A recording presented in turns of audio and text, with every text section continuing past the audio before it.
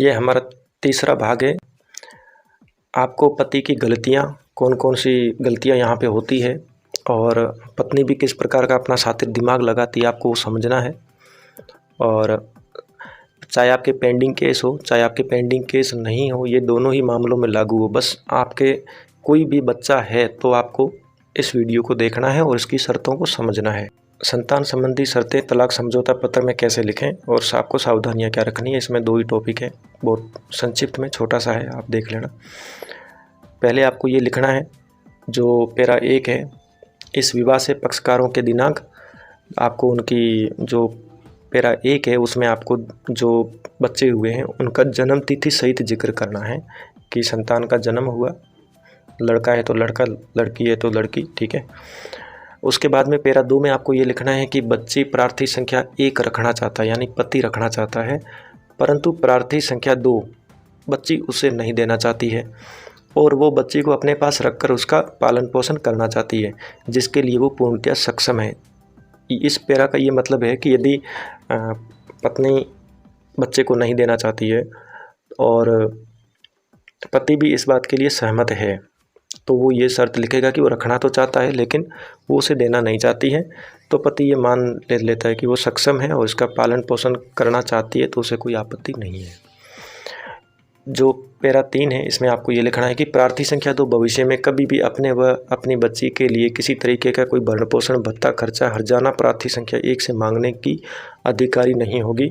उसने अपने भरण पोषण के अधिकार का प्रार्थी संख्या 1 के पक्ष में त्याग कर दिया।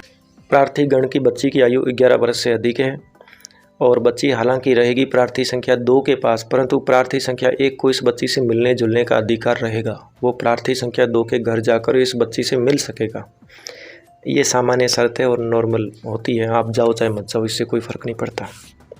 यह है कि प्रार्थी संख्या 2 भविष्य में पुत्री XX, यदि पुत्री है तो पुत्री और पुत्र है तो आप XY जो भी नाम है आप लिखना है, कि भरण पोषण के लिए प्रार्थी संख्या 1 के खिलाफ कोई मुकदमा करती है तो प्रार्थी संख्या 1 को बच्ची लेने का अधिकार होगा, या बच्चे जो भी है उनको लेने का अधिकार होगा, मतलब कस्टडी फिर देनी पड़ेगी। फिर आपको ये लिखना है, प्रार्थीगण ने अपनी सहमति से ये भी तय किया है कि जो भी आपके रकम तय हुई है XX, जो भी प्राइस है, रुपए की राशि प्राप्त करने के पश्चात प्रार्थी संख्या 2 ना तो अपने लिए ना बच्चों के लिए किसी तरह का कोई भरण पोषण भत्ता, मौद्रिक अनुतोष, विवाह खर्च आदि प्राप्त करने की अधिकारी होगी। यदि वो ऐसा करती है तो प्रार्थी संख्या 1 को उससे वह राशि वापस प्राप्त करने का अधिकार होगा। आपको यहाँ राशि का जिक्र करना है।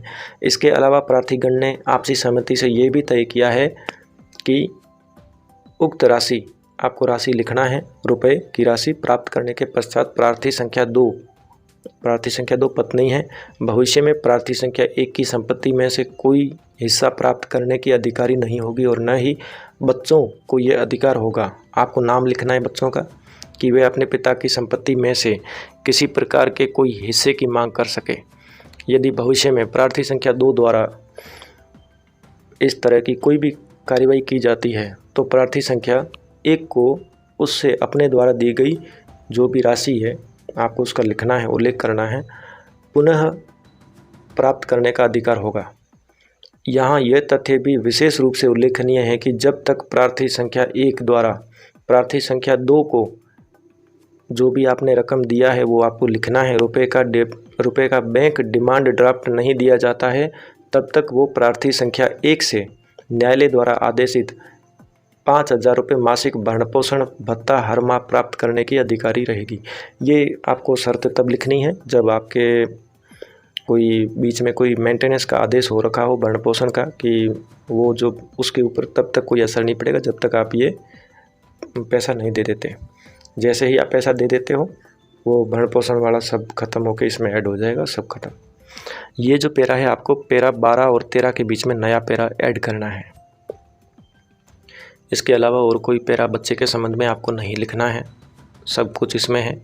बच्चे के ऊपर ज़्यादा खिचड़ी नहीं बनानी है, कोई शर्तें ऐसी लिखनी ही नहीं है।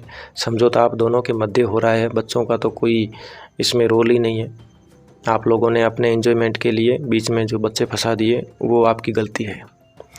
दोस्तों, उम्मीद करता हूँ कि आपको ये तीनों ही वीडियो बहुत अच्छे लगे होंगे और कहीं भी आपको लगता है कि हमसे कोई पॉइंट छूट गया है या जो आपको लगता है कि ज़रूरी था, तो वो आप हमें कमेंट करके बता सकते हैं।